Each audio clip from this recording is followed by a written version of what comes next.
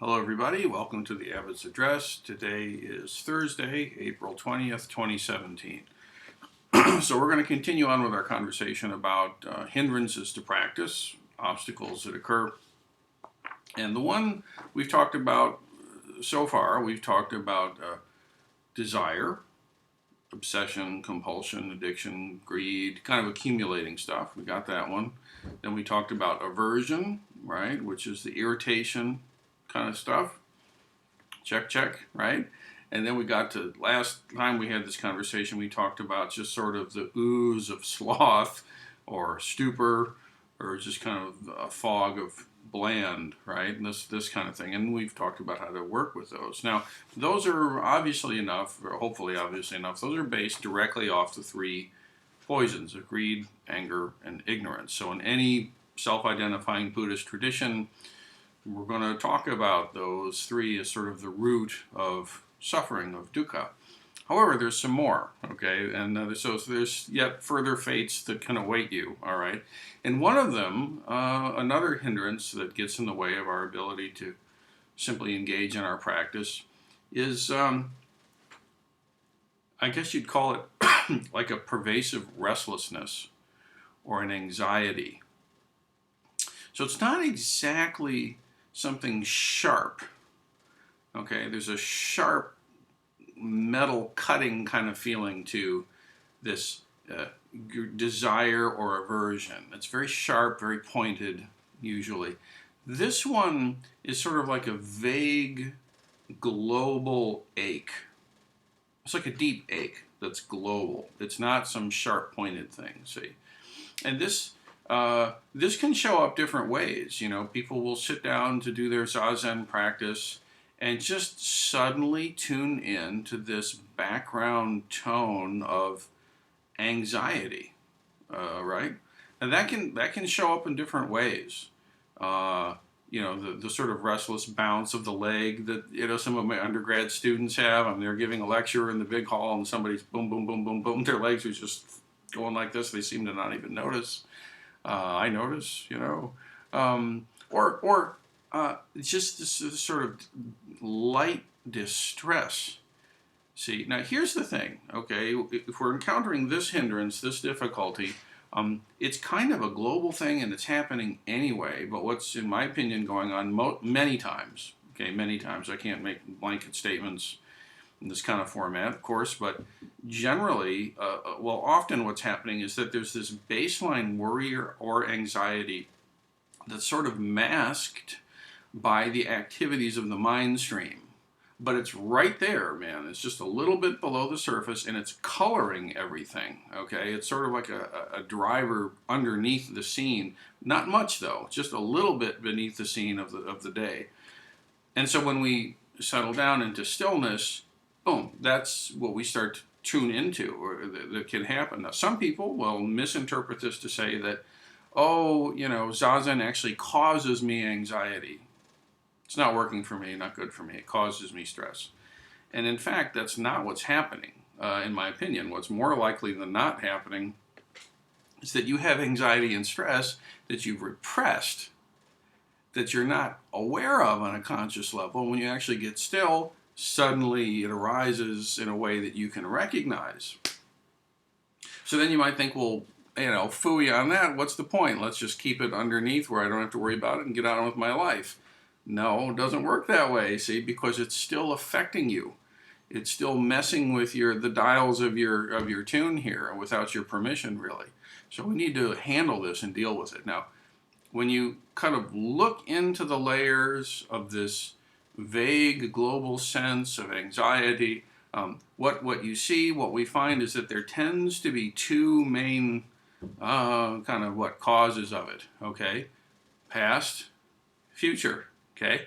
So the past one can be that some, you know, really uncool stuff went down, and there's ripples of effect that we live in the wake of, and there's kind of a looping and a stirring and a ruminating, albeit in a largely unconscious level, but the video is still playing, or the story is still playing, and that causes this sort of general sense of concern, of anxiety, see.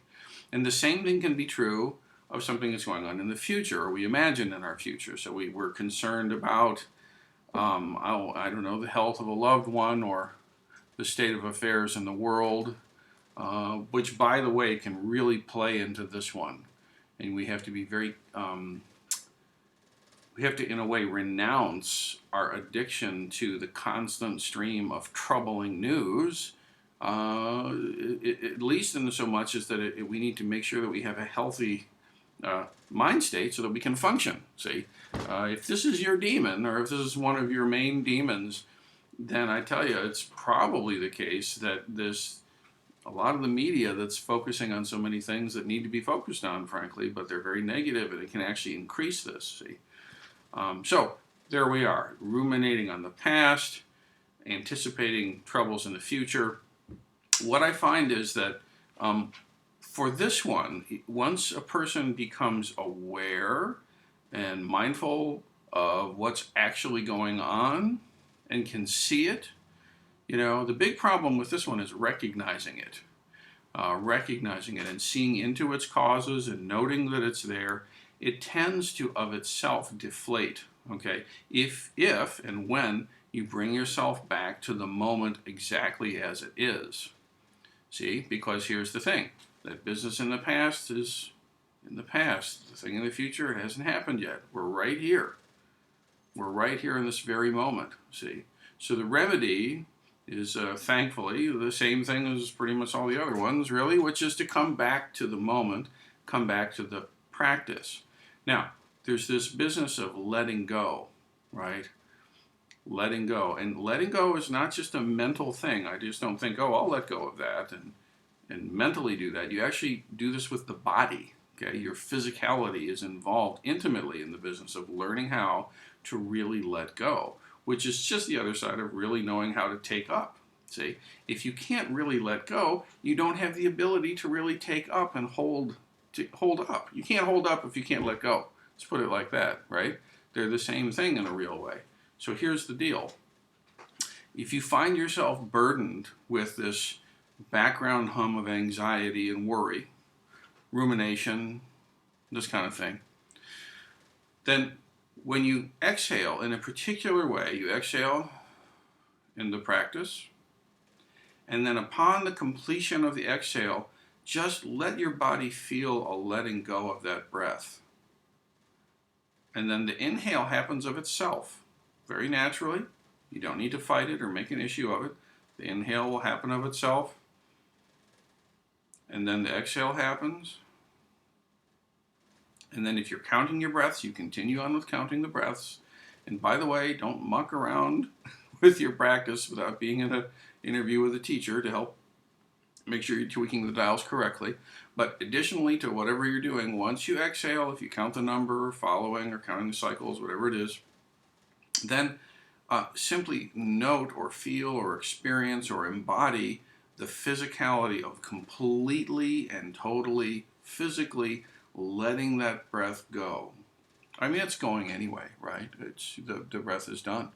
But it's a matter of acknowledging it and really feeling into it with the body. So you get practice with every single breath of this business of being in the moment and letting be. See? Just let the exhale be, let the last breath go. And practice it physically. See?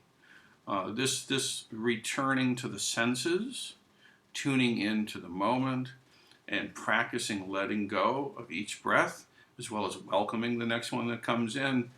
This is where we actually build the physicality, not just the mentality of being able to be present in the moment. So please take it up and notice if anxiety or worry are clipping your wings. Don't put up with it. It's actually a choice. You can make adjustments to your practice and free yourself of this hindrance. So please do, okay? I think it's a very sad thing indeed when we let these uncritically examined senses and feelings drag us along in directions that really we don't want to go and we're really not happy about, when in fact you can make some changes. So let's do it. Okay, let's do it. Now some announcements for the Sangha. We're in the midst of Ongo, spring Ongo. I'm looking at the calendar here.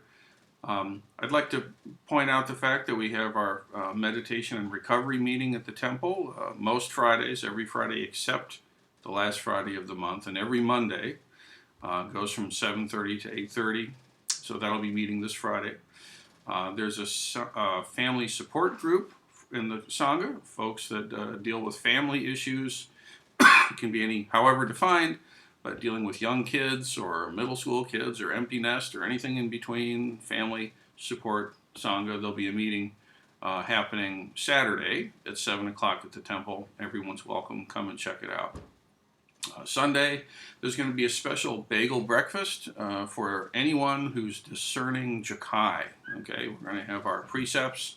That's this thing, the precepts, and the Raksu and Jakai and all that stuff.